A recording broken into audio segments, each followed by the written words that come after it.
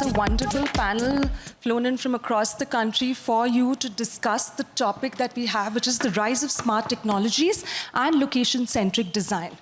I think I've sort of fed in some thoughts through that little presentation that I made, and I would really like to know from each one of you, what is that one design trend from all over the world that you would like to see coming to India? Shall we start with you, Sandeep? What is that one design trend, global trend, that you want to see in India? Well, actually, I'm not looking to see any global trend coming to India. I think it's more how even global designers or us as designers in India can actually get inspired by the vernacular. There's kind of an age-old wisdom through generations and centuries in different parts of the country.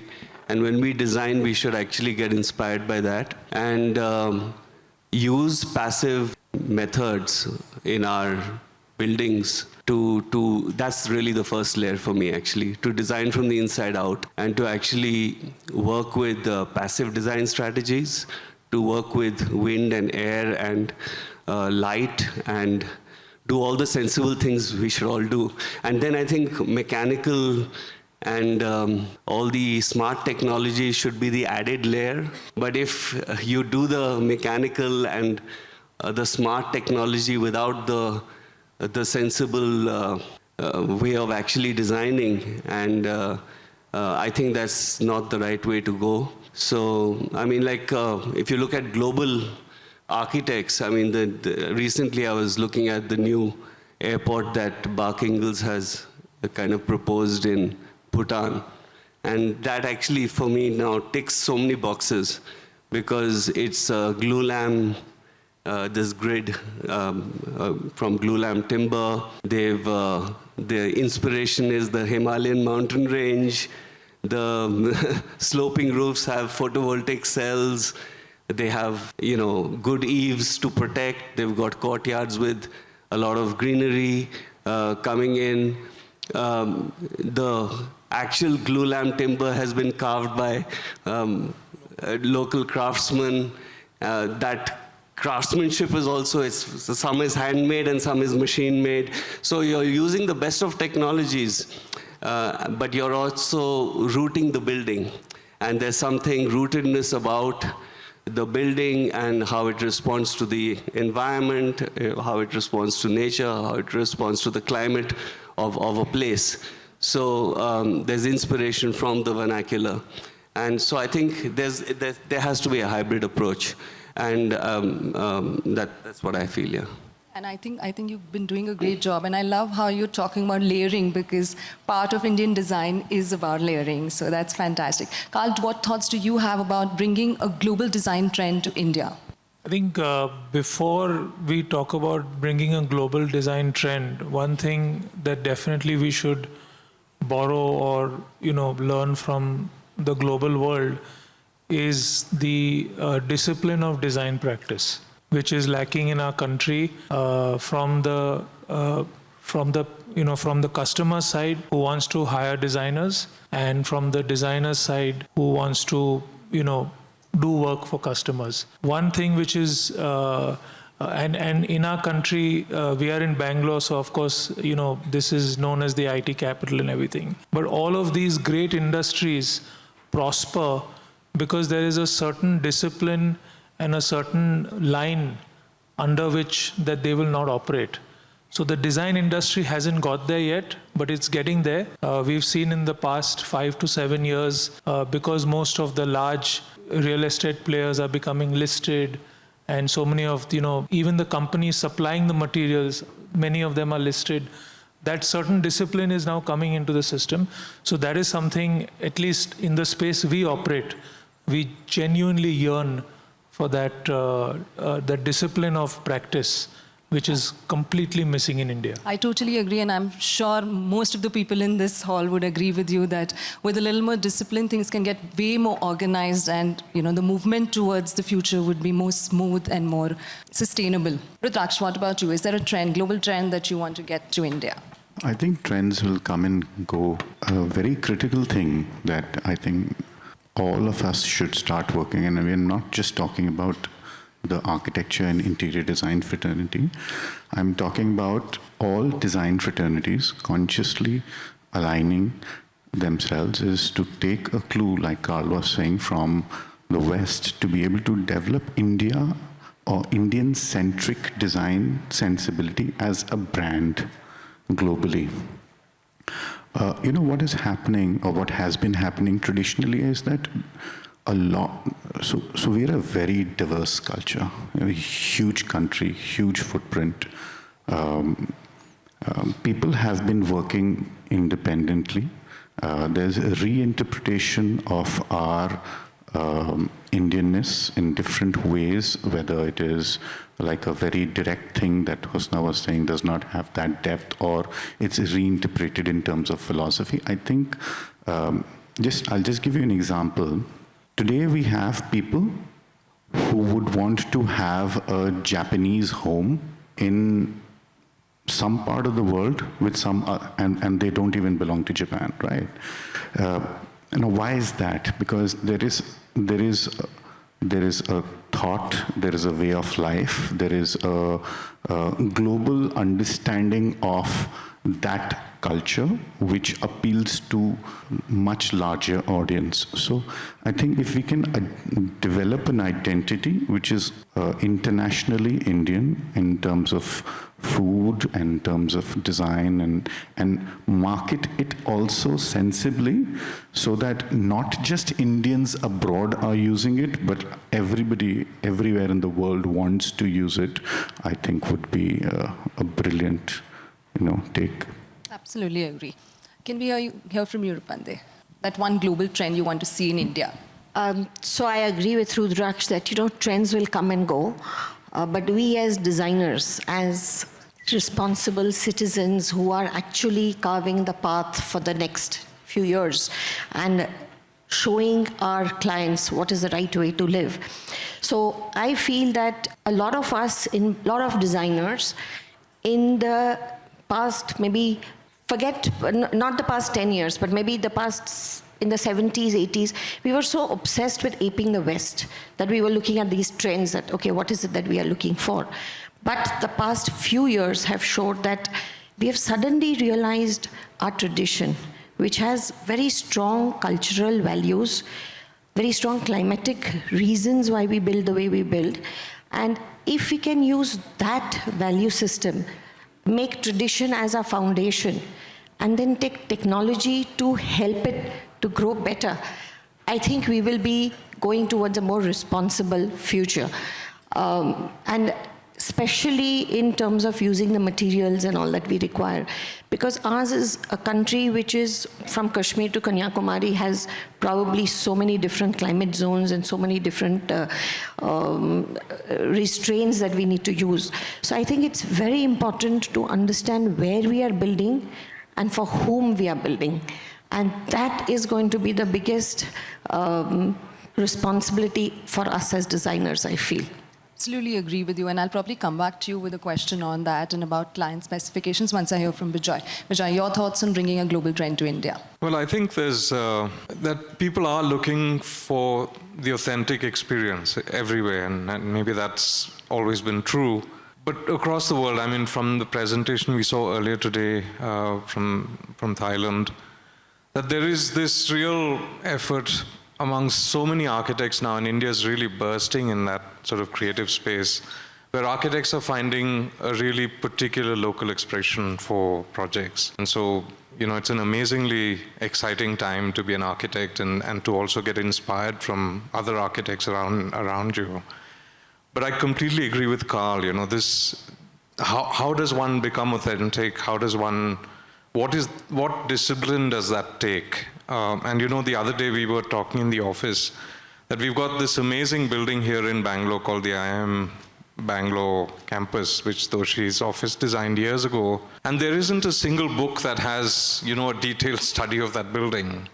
It's an incredibly complex building. It does many things which, all of us appreciate as architects, and yet there isn't a disciplined and rigorous look at, a precedent like that. So IIM is a recent building, but even when we talk about our past and, how we can learn from the past, the body of academic study, that one puts into to sort of mine that huge catalog of buildings and lessons, that seems a bit wanting, and that many times what you see is that the references one makes are superficial references, that they're, not really.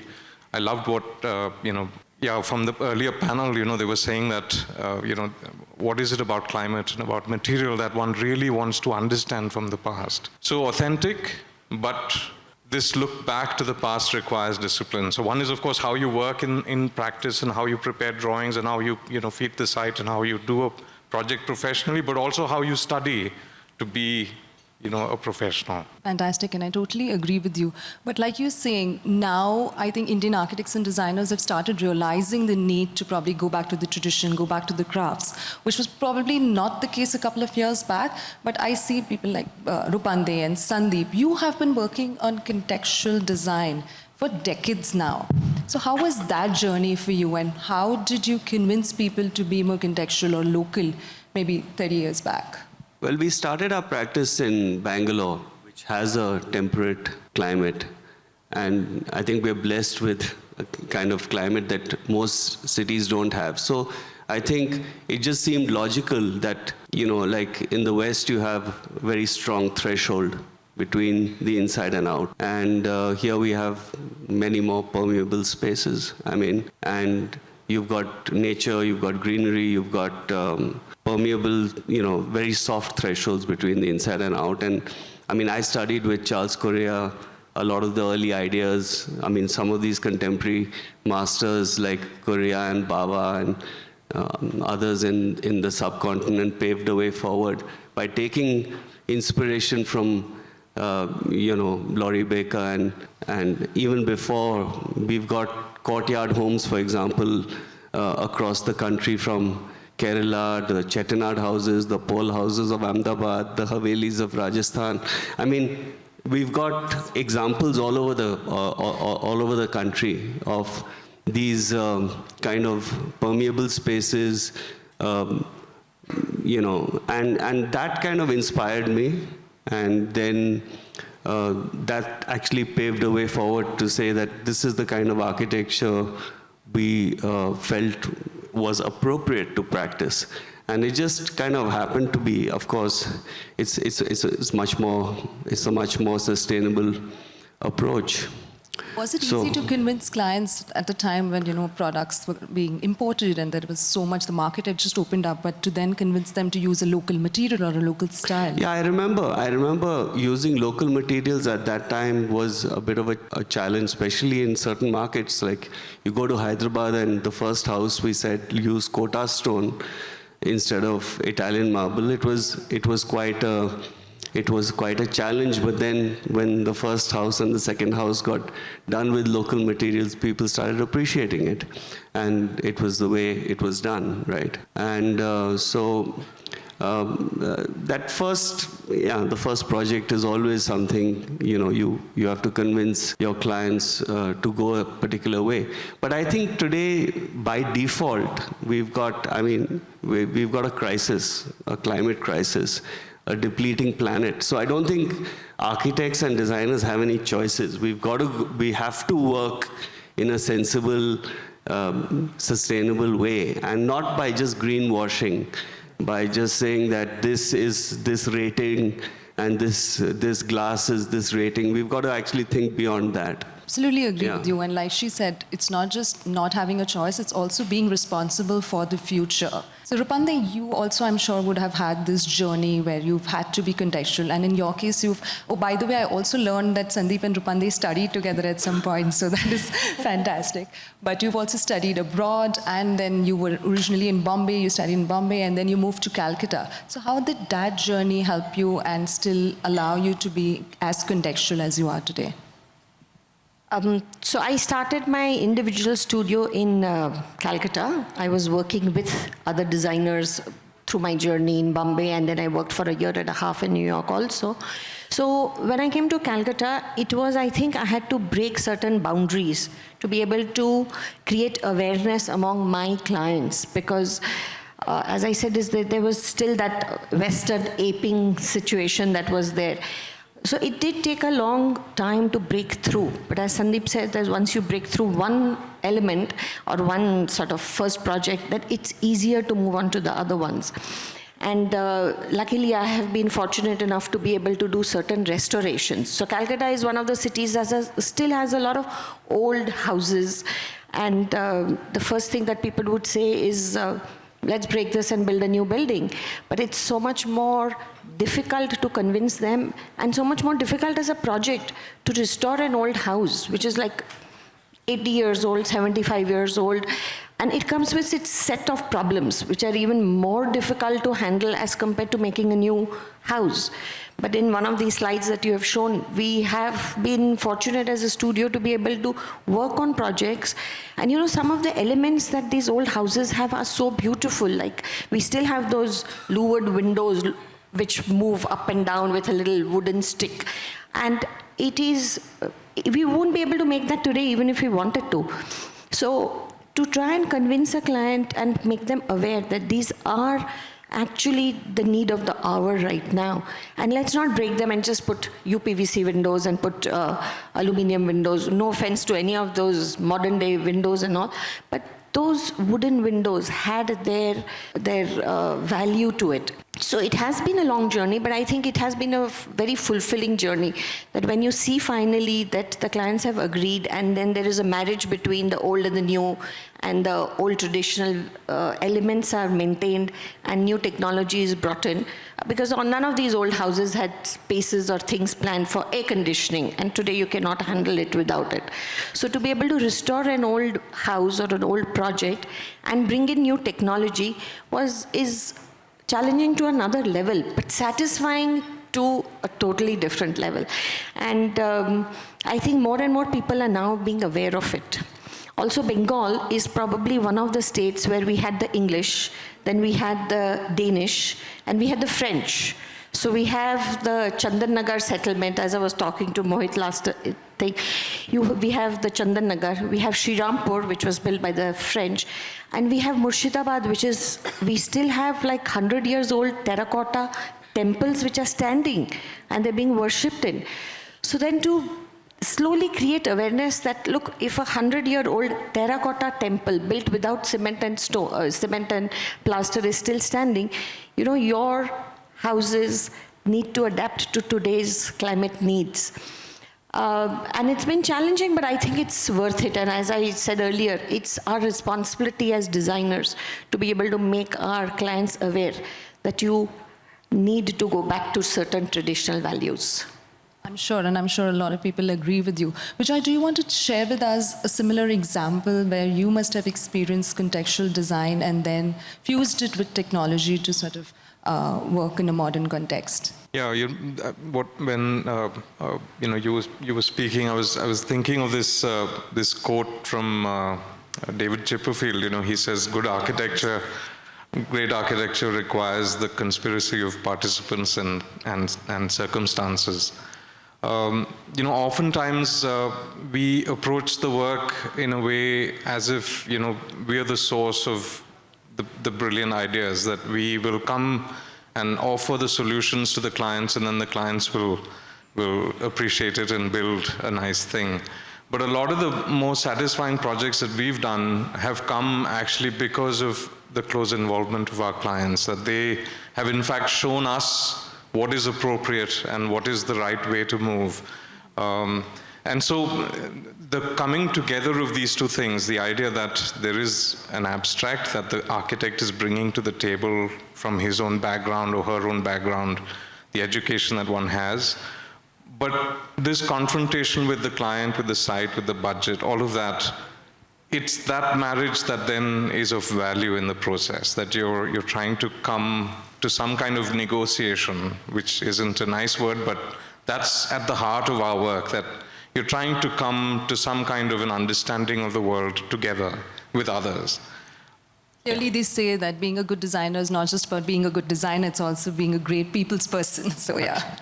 Yeah, you learn that very quickly in India because when you're doing a house, invariably there's a well-wisher who shows up and has a brilliant idea, and you have to figure out a way to come to the table with something that includes a much larger group of people. So yes, you learn that very quickly in practice. It's fantastic. Karl, I want to hear from you. Now let's switch gears and let's talk about technology, and tell me about a project that you've worked on where technologies actually helped you make it sustainable, save time, or make it more efficient. So before I talk about a project, talking about technology, see Ajay used the word romance in the previous panel.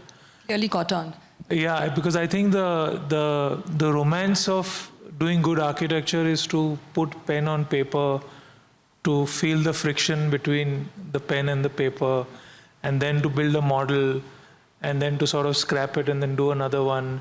And I'm personally worried about technology taking that romance away. So how are the future generations of architects going to be, able to romance or cuddle their work? I don't know, because we are lucky we can cuddle. You can actually hold a model and cuddle it, So while technology is good, I think architecture is still an analog profession you want to enjoy.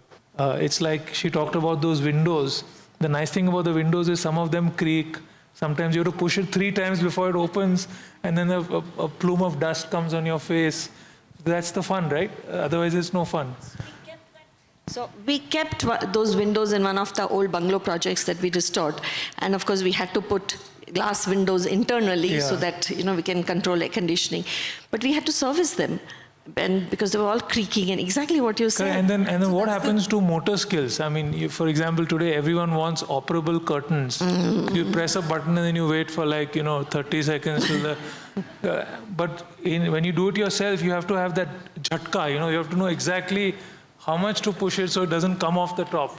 So those motor skills also go away with technology. Really, a lot of visual ideas are coming through in the hall. But I'm sure when you're building architecture, technology does help you to sort of make the buildings more efficient. So while there is nostalgia, there is also efficiency that we have to keep in mind. So how do you blend the two? So of course, now to your question, technology has come to such a level where you can recreate the environment that your building is in terms of very accurately the sun, the rain, the wind. And we've done projects where we've been able to inform the design. Like we did a nice student hostel campus of 12,000 students.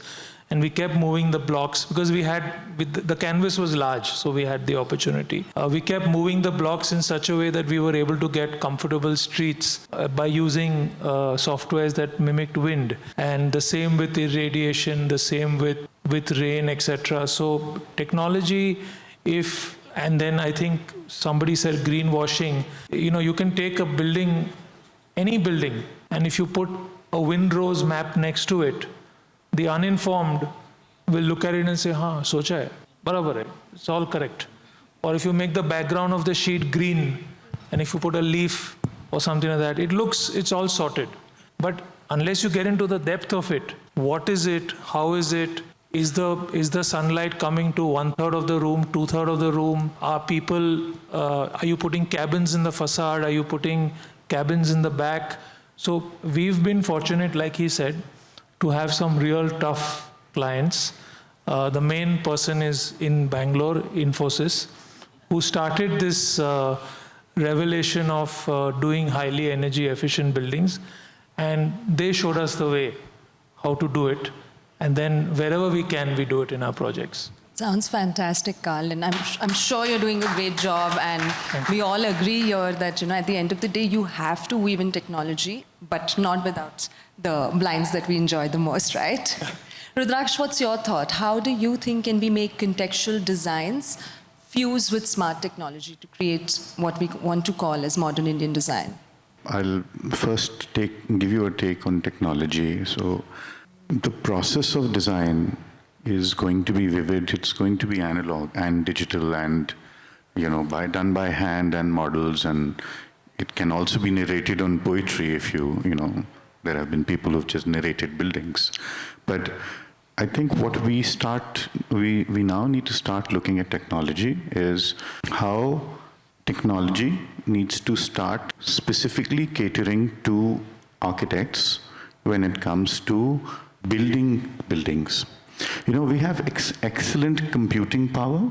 It helps us to, in a digital environment, conceive the space. We can do calculations, you can simulate models, So that aspect, you can do it by hand, you can do it by computer, do it by simulation models. But the construction of buildings, whether it is concrete, whether it is traditional construction, whether it is timber construction, whether it is steel construction, the technology that we are borrowing to construct buildings is, it's borrowed because actually it was built for something else. So you started pre-stressing because somebody decided that a bridge needs to be spanned so much. There was a technology made, and then that technology got into something. Most of the technology that we are today using in our high-tech buildings has come from defense, right? But I think we need to start rethinking about the technology that goes into buildings itself. I'm not talking about conceiving a building, not talking about experiencing a building. I'm actually talking about building the building itself. We are not thinking about hydraulics. We are not thinking about moving floors. We are not thinking about subterranean houses where in one weather the house is on the floor and the other weather the house is actually in the basement. It makes sense. It has to be like that. And why is it with so much technology all over the world, hydraulics in building technology still has not come here? When we can lift an oil rig by 30 meters, why can we not lift one building by 5 meters? I don't think it's a problem at all. Imagine a house, and this is a house that somebody has conceived. Imagine a house which is not there because the entire house is subterranean, and there is just these beautiful triangular prisms, which are mirror prisms, which move up and down to be able to get the context into the basement to whatever level you want. It's a project that somebody has built, has conceived, but we do not have the technology. In India or somewhere else? In India? Or? So the project is conceived by a company in Belgium. Unfortunately, the first prototype will be built in Abu Dhabi because that's the only place they can afford it. But I think engineers work on a vision. Architects can give them the vision on what they need to work. We need to stop. What automation technology that we have is come from cars. All the wiring systems of cars that you had, the music playing here and this, all that has gone into your house now, and that is your automation. So we are borrowing technology. We are not actually. There's no technology that's getting built for us. So we need to start directing people of what they need to do. It was so difficult for kinetic facades to come into play because we did not have the kind of technology to have movable aperture systems to be able to take in light when we want to and stop light when we don't want to. So I think my take on technology would be to work towards buildings, to work towards projects that where the technology can resolve your dream. And I think tradition is your take. The word tradition is coming out of a set of people who have been doing some practice for a certain time. I think it's more important to understand tradition, step back on the philosophy of what and why that tradition was in place, see whether it is relevant for you or not, and if it is relevant for you, use it in your, to basically conceive whatever you want to conceive. That's a fantastic take, and I think this is a great suggestion or an inspiration for all the young designers and architects over here. Looks like our time's up already. I think I enjoyed the conversation a lot, and I didn't realize that we are. I did have a round of closure that I wanted, but I think since we're short of time, just one last question, then I'm going to sort of have a word from each one of you before we close, is that if there's one global design trend that you don't want to see in India, what would that be? Sandeep, any message for the youngsters that don't bring this trend to India? Don't bring more curtain wall building. Don't bring more curtain wall glass buildings to India. Same thought. Anything you guys want to add quickly just before we wrap up? Karl, you want to say something? What is it that not to bring to India? I don't know. Senseless buildings. I can't think of anything. Senseless buildings, okay. Anything, Rudhraksh? I know this is a tough one. I should have given you more time. But I think trend again is the problem, but we look at buildings as things that we need to use. We need to start looking at buildings that are going to span beyond a human being's lifespan. So we will actually not use them. We are just going to pass through them, and then there are going to be different generations that are going to pass through them. let's not bring anything that is very short-lived. Rupande, Steel, glass, and cookie cutters. cookie cutters. No more cookie cutters, people. Bijoy, last word. Tough. I agree with Sandeep and Rupande. I think, glass, insensitive design, stuff that is mass-produced and insensitive. Fantastic. Thank you so much, each one of you. It was definitely a very, very inspiring conversation, and I did not realize, I think they cheated on the time, but for now, I think that was a great conversation. Thank you so much for joining us and inspiring the entire generation. Let's all work towards getting together the local design revolution and being a part of it. Thank you so much. So thank you so much. Let's hear a round of applause. Bhai, aapko problem